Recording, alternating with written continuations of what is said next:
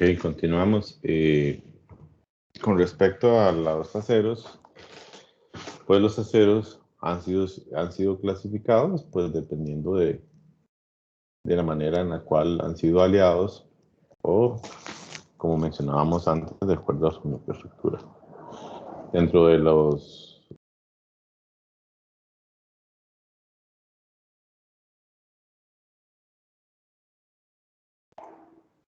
como aceros o tipos de aceros, encontramos, por ejemplo, que tenemos aceros de baja aleación, aceros inoxidables, aceros al carbono y aceros herramienta. Pues esos son los que más o menos la clasificación que vamos, a grandes rangos que vamos a encontrar con respecto a los aceros.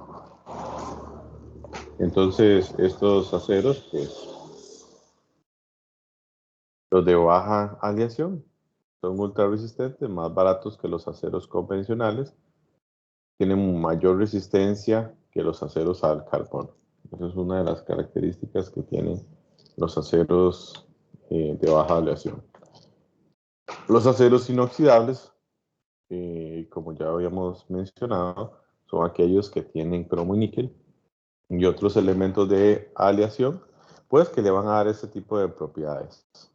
Normalmente son duros, muy resistentes y mantienen esa resistencia durante largos periodos y a extensas temperaturas. Para que tengan una idea, para los hornos de tratamientos térmicos utilizamos aceros inoxidables en las nucas de los hornos y esos hornos pueden alcanzar temperaturas hasta de 1000 grados. Se emplean muchas veces para fines decorativos y como sabemos los aceros inoxidables normalmente son bastante caros. Utilizados en tuberías, tanques, equipos quirúrgicos y utensilios de cocina. Entonces vamos a ver que muchas de las ollas, cubiertos, pues son hechos de aceros inoxidables y estos pues sabemos que no son baratos. Dentro de los aceros inoxidables vamos a encontrar una subdivisión que vamos a encontrar los aceros inoxidables martensíticos. Estos se obtienen por medio de tratamiento térmico determinado de temple rápido y que consiste en bajar las temperaturas bruscamente al fundido que da lugar al acero. Esta estructura cristalina tiene una elevada resistencia y una baja ductilidad. Tenemos también los aceros inoxidables ferríticos. Sin un alto contenido de níquel, la estructura estable es ferrita, entonces por eso son denominados pues aceros inoxidables ferríticos. Entonces se caracterizan porque tienen alto contenido de níquel.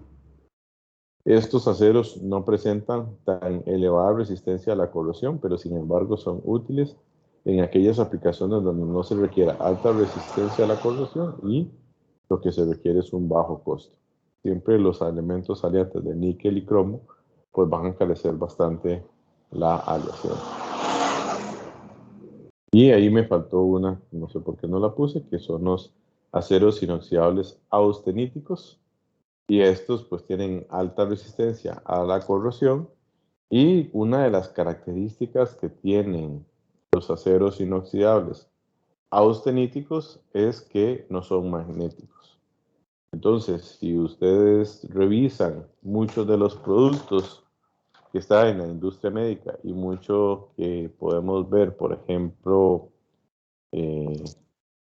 a nivel de hogar, pues la mayoría de lavatorios son aceros inoxidables austeníticos.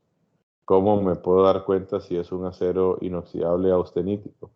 Una de las características para poder determinar un acero inoxidable austenítico es que es no magnético. Entonces, si utilizan un imán, van a tratar de pegarlo al fregadero y se van a dar cuenta de que no se va a pegar. Entonces, esa es una de las características de los aceros inoxidables austeníticos. Entonces, cuando nos hacen una pregunta de que si todos los aceros, una de las propiedades de los aceros es que son magnéticos, es mentiras, porque está la excepción de los aceros inoxidables austeníticos que son no magnéticos. Entonces, el magnetismo no es una característica de todos los aceros. Aceros al carbón, vamos a encontrar pues una gran variedad. Se dice que más del 90% de todos los aceros son aceros al carbono. Estos contienen menos de 1.65% de manganeso, 0.6% de silicio y 0.6% de cobre. Esos son los elementos promedios que van a tener. Si superan esos valores, pues pasarían a otra clasificación. Los productos como máquinas, carrocerías de automóviles, estructuras de construcción de acero, cascos de buques, pues normalmente se utilizan aceros al carbono. Es una aleación de composición química compleja, ya que tiene esos elementos y sea como sea, se vuelve una aleación compleja. Dentro de eso, pues vamos a encontrar una subclasificación donde vamos a tener aleaciones de bajo contenido de carbono, que estas es por debajo del 0.2% de carbono. Tenemos de medio carbono que van entre 0.2 y 0.5% de carbono. Y tenemos las aleaciones de alto contenido de carbono que superan el 0.5% de carbono. Aceros ordinarios al carbono que se usan en bruto de forja o laminación dependen principalmente del porcentaje de carbono que contiene. Su contenido de carbono suele variar desde 0.03 a 0.7% de carbono. En general, los aceros ordinarios van a obtener 0.9% de manganeso, 0.5 de silicio y por lo general se pretende que tanto el fósforo como el azufre no superen el 0.1% de carbono, solo si yo solicito que tenga mayor contenido. De lo contrario, no es recomendable que el fósforo y azufre estén presentes. Ya pasan, pues, otra clasificación, que son los aceros al carbono de baja aleación, que son, en teoría, precios moderados, tienen poca cantidad de elementos aliantes y son suficientemente útiles como para formarse con facilidad. Y estos, pues, tienen características especiales donde hay elementos que se meten dentro de la aleación para poder darle una alta resistencia o una alta dureza. Entonces, esos son considerados elementos de baja aleación y esos, por ejemplo, están los HSLA, que ahorita los vamos a ver. Después, perdón, y aquí también se utiliza, por ejemplo, el boro. El boro y el magnesio se utilizan para darle una dureza especial y pueden ser tratados térmicamente. Después tenemos los aceros herramientas. Estos se utilizan para fabricar muchos tipos de herramientas y cabezales de corte. Y el modelado de máquinas empleadas para diversas operaciones de fabricación. Entonces, los aceros herramientas, pues son aquellos que vamos a utilizar para hacer herramientas para transformar, pues, metales de baja aleación o a metales de aceros al carbono. Estos aceros herramienta por lo general contienen wolframio, molibdeno y otros elementos de aleación que les proporcionan mayor resistencia, dureza y durabilidad. Esos tienen resistencia hasta el desgaste. Y por ejemplo, vamos a encontrar dentro de la clasificación de los aceros herramienta, pues esa denominación como W, S, O, A, T, H, T, M, P, L y F. Dependiendo de la familia, pues así va a tener su denominación. De lo más común que encontramos es, como decir, el O1, O2, A2, H13. Esos son los que por lo menos en el mercado encontramos. P20 se utiliza mucho para moldes también. Y el resto, pues, AW también se utiliza mucho para herramientas. Y cada una de estas familias, pues, tiene un objetivo de ser. Entonces, la elección de aceros o herramientas, pues, va a depender de la dureza, la tenacidad, la resistencia al desgaste y dureza en caliente, constituyendo los factores más importantes que vamos a determinar para poder elegir una herramienta, ya que estos posiblemente vamos a producir fricción. Al producir fricción vamos a tener altas temperaturas en un punto determinado. La deformación máxima que pueda admitirse en la herramienta, si yo voy a generar o a cortar o hacer algún tipo de transformación, pues esta herramienta debe resistir. De carbonización superficial tolerable, pues esto pasa, por ejemplo, en procesos de laminación, donde debo tener elementos de aleación que me permitan mantener la estabilidad de la estructura, la templabilidad o la penetración de la dureza que se puede obtener. Eso ya lo van a ver más en el curso de aleaciones. Las condiciones en que tiene que efectuarse el tratamiento térmico, así como las temperaturas atmosféricas e instalaciones requeridas para dicho tratamiento. No es un acero que yo pueda tratar en cualquier tipo de horno. Debo de controlar muy bien esas condiciones y la maquinabilidad, porque muchas veces estas herramientas, antes de endurecerlas o ponerlas en funcionamiento, pues tengo que darle la forma o la geometría que yo necesito. Entonces, también es parte de las características que debemos de tener. Con respecto a la composición química, normalmente esto ha sido regulado, como lo mencionaba antes, por los elementos más importantes de cada una de estas aleaciones. Y por ejemplo, la AISI, que es la American Iron and Steel Institute, es la que nosotros normalmente siempre hacemos referencia, y muchas veces por la SAE, que es la Society of Automobile Engineering, que también regula la parte de las aleaciones. Y como lo habíamos mencionado anteriormente, también la ASTM. Pero lo más común que usamos nosotros es la AISI. Entonces recuerden que la AISI significa American Iron and Steel, no stick, Steel Institute. Normalmente cuando encontramos esta numeración, pues vemos que si encontramos un SAE 1040, este último dos dígitos, que es el 40, corresponden al contenido de carbono.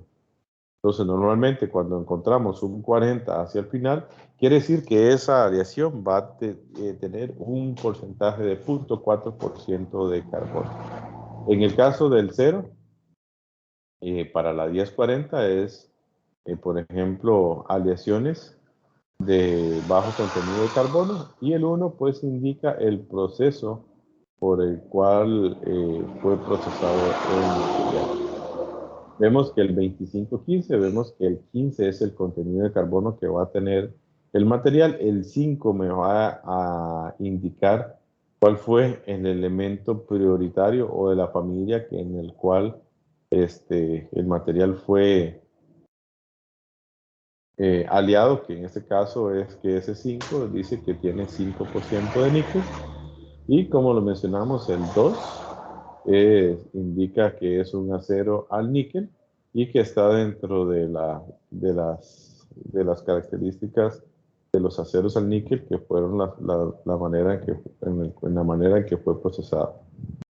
El 5121, por ejemplo, igual, vemos que el 20 corresponde al porcentaje de carbono, que es 0.2%. El mayor elemento que dijimos que el 1 es que tiene 1% de cromo, y 5 es la familia a la cual pertenece, que en este caso son las aleaciones de cromo. Ahorita vamos a ver una tabla, que es la que está aquí. Entonces vemos aquí, por ejemplo, que el primer número ya está dentro de las aleaciones correspondientes. Entonces vemos, por ejemplo, que el 1 significa que son aceros al carbono, 2 que son aceros al níquel, 3 aceros al níquel cromo, 4 molibdeno, 5 cromo, 6 cromo vanadio, 7 tungsteno, 8 níquel cromo vanadio y 9 silicio manganeso. Entonces vemos que ya esto está clasificado por las diferentes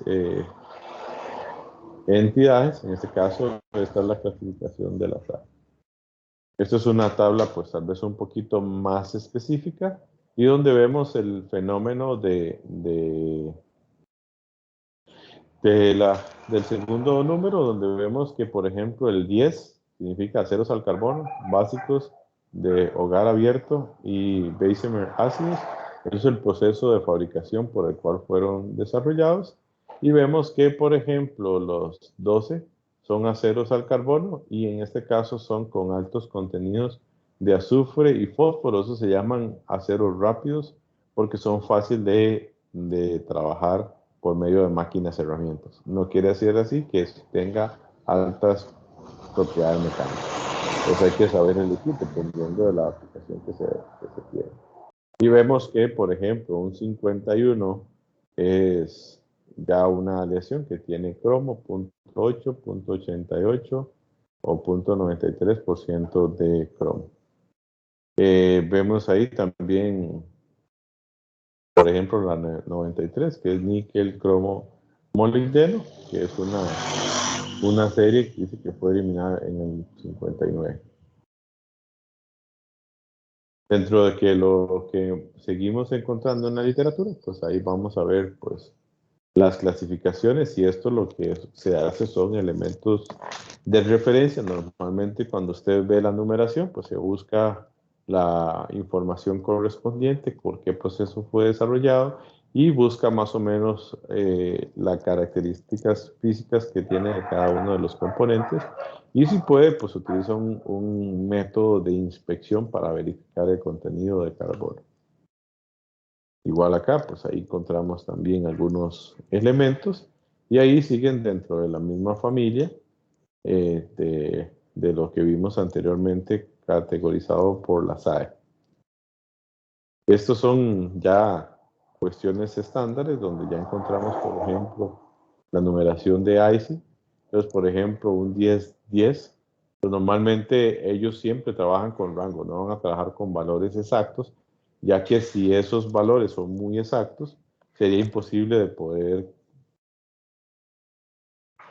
entregar la composición química que se desea. Entonces, por ejemplo, un 10-10, por ejemplo, tiene entre 0.08% de carbono hasta 0.13. Si tiene esas características, posiblemente va a estar dentro del grupo. Y ahí pues vamos verificando y revisando de acuerdo al contenido de carbono, pues así va a ser la clasificación que vayamos a tener y siempre tomando en cuenta, por ejemplo, la composición del manganeso, el fósforo y el azufre, que son muy importantes.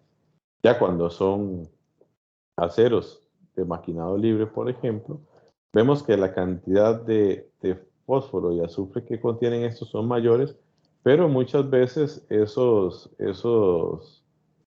sistemas o esos aceros son utilizados para ocasiones donde el maquinado o la cantidad de material que debemos de desprender es extremadamente alta y las propiedades mecánicas pues tal vez no son tan importantes. Entonces, estos son aplicaciones especiales.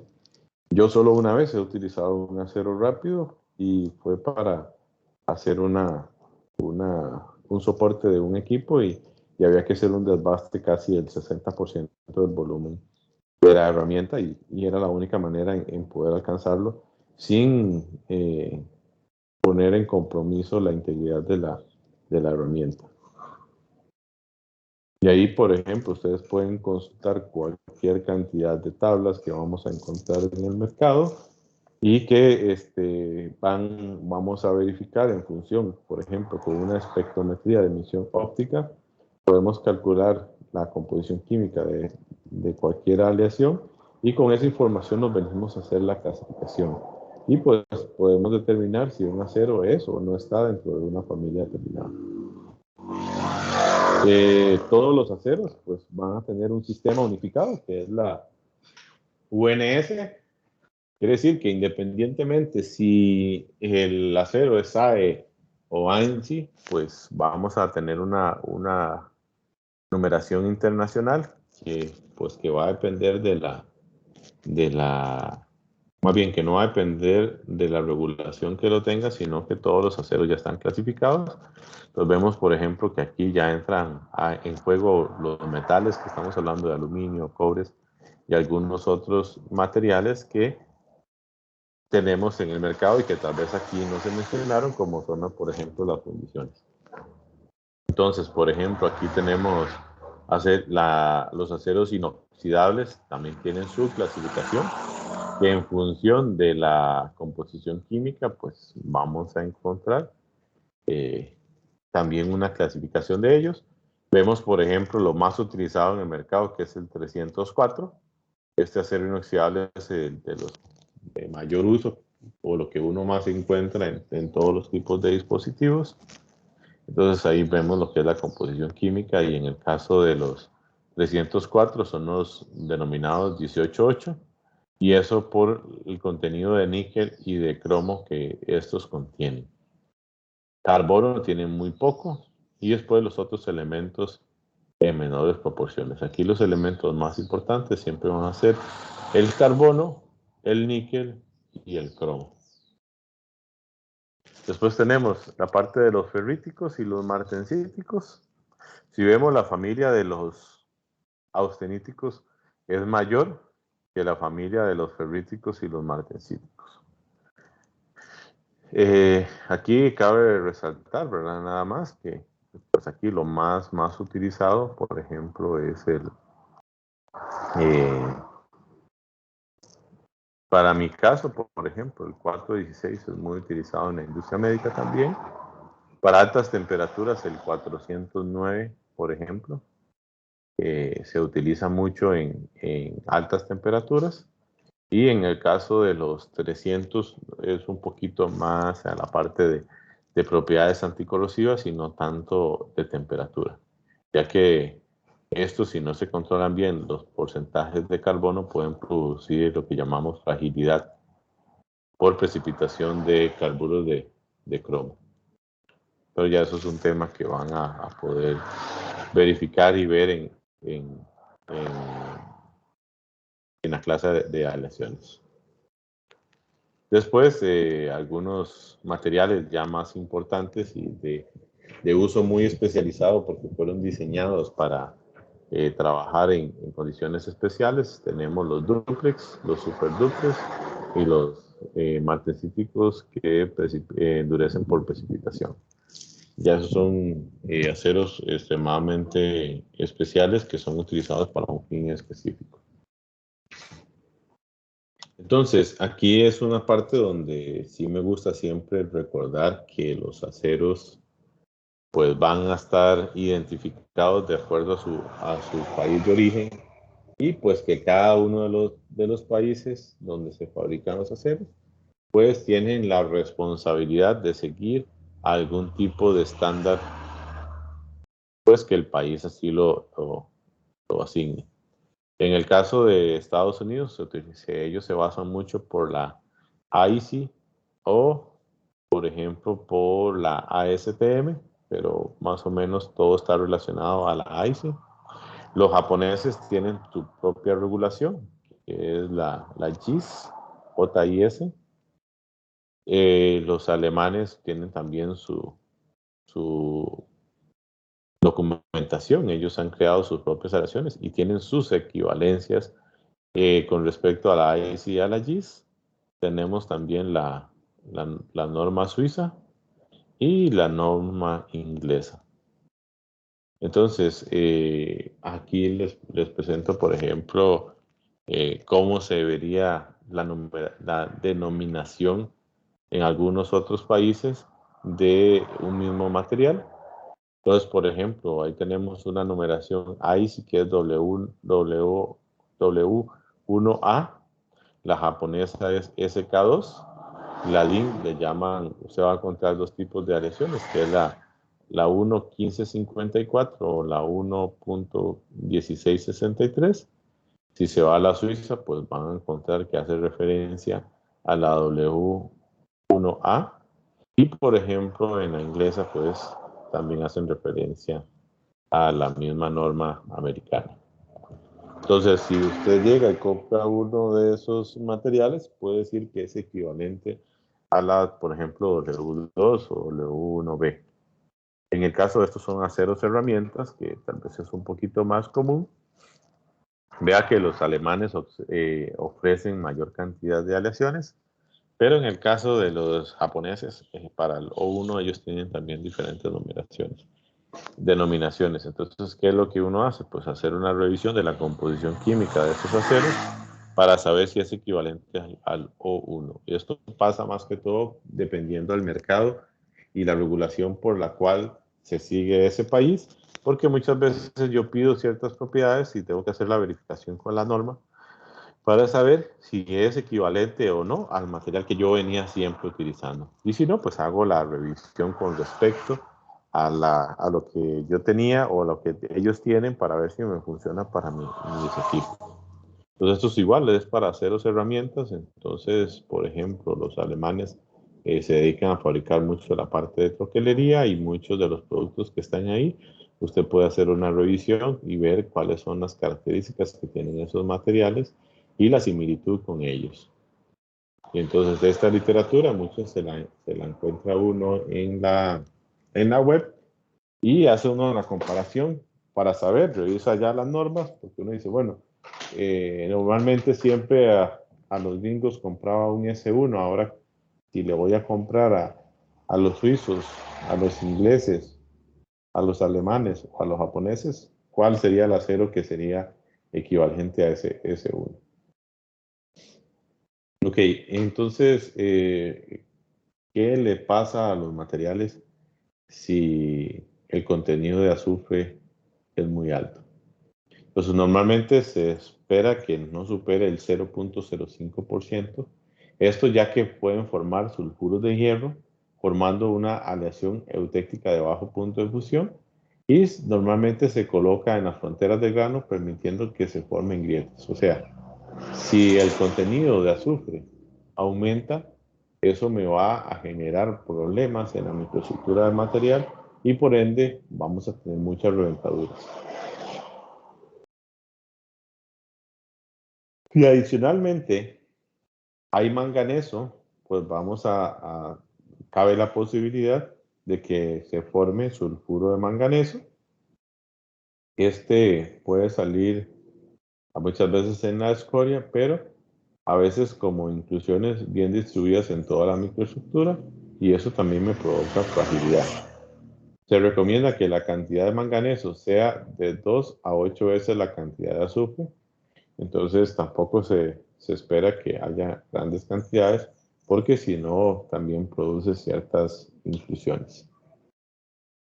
Solo se permite, ya como dice, adrede, cuando yo estoy fabricando un acero de libre maquinado y que yo ya sé que esas son las condiciones porque voy a mejorar el maquinado de la pieza y la resistencia mecánica no es tan importante.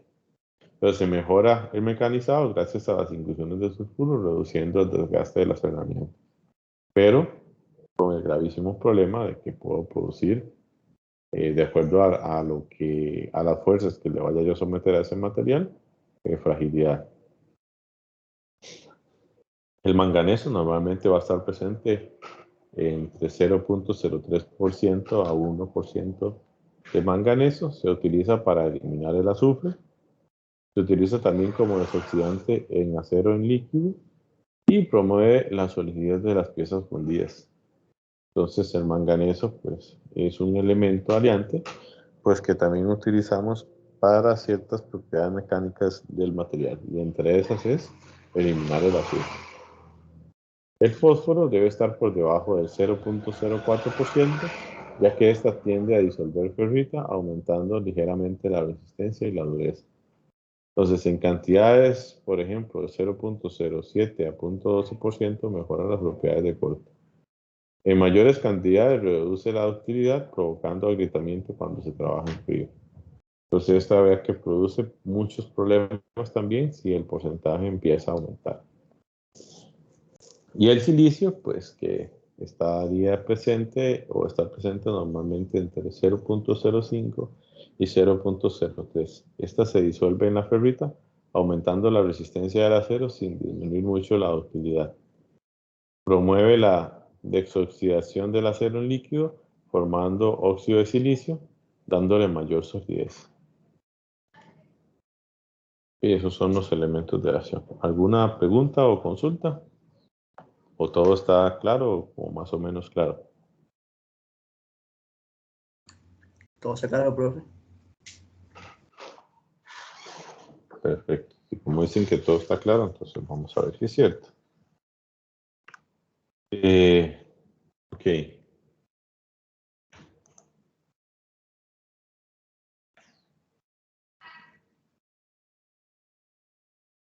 a ver. Yo.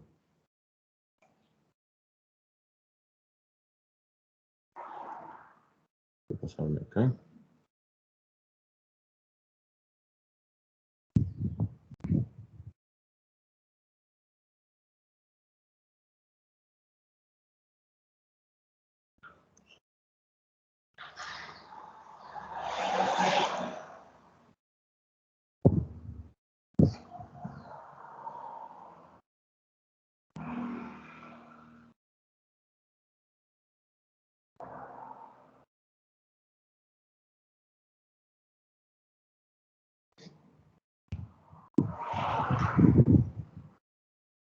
Dame un segundo.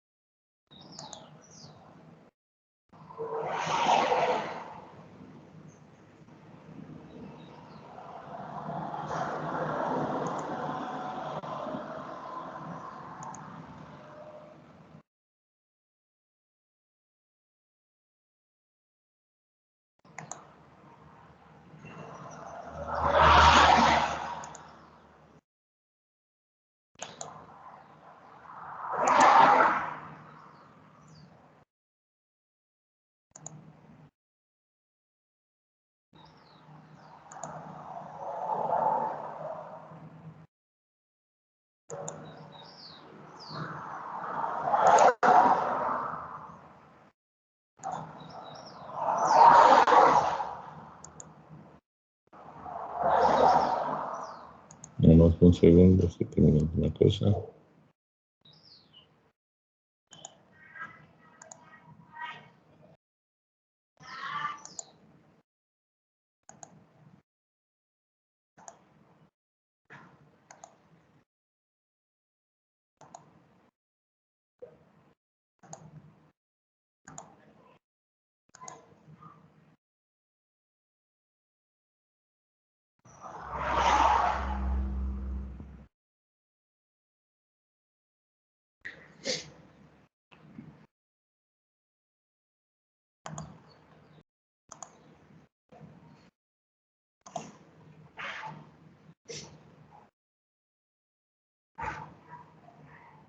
Están viendo la pantalla, ¿verdad? Sí, profe. Okay.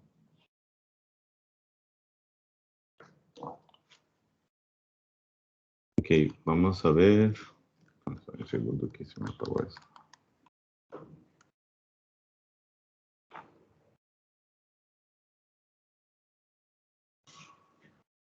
Aquí vemos que tenemos un poco. Tenemos tres aleaciones. La aleación A, la E y la B. ¿La ven? Sería esta de acá, esta de acá y esta de acá. Pues tenemos lo que es la aleación A, E y B. Aquí vemos, por ejemplo, vamos a poner aquí X1, vamos a ponerle X2 y vamos a ponerle X3 y vamos a ponerle X4. Aquí va a ser X5, aquí va a ser X6, aquí va a ser X7, eso va a ser X8 y aquí va a ser X9.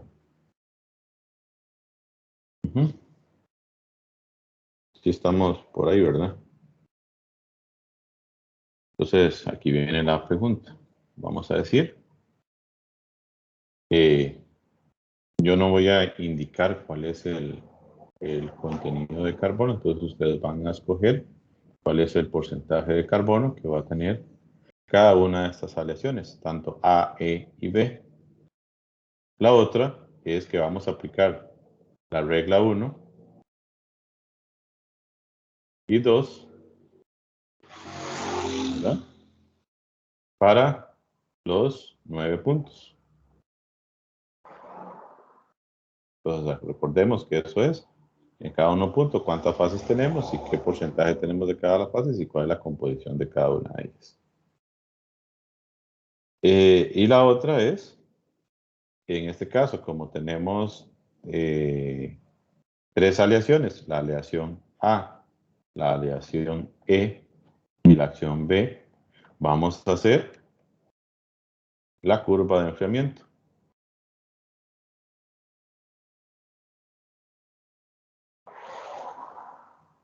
¿Ok?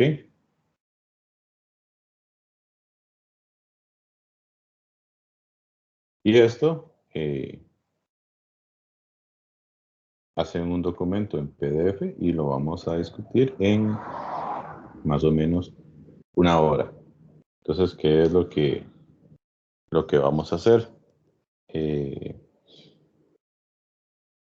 Pueden bajar ya les paso el link donde está esta parte, o creo que si no me equivoco yo puedo copiarles esta imagen.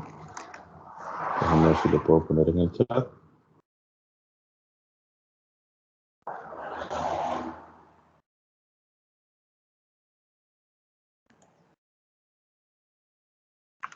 Ahí está en el chat, ahí lo pueden bajar.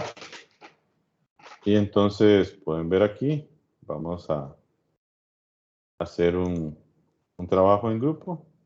Ya todos tienen asignados una sala. Entonces en estos momentos los voy a desplazar y trabajen por 1 hora y más o menos dentro de 1 hora los vuelvo a llamar y la idea es que monten un documento en Word para que lo pasen a PDF y eso lo vamos a subir a una plataforma. ¿Alguna pregunta?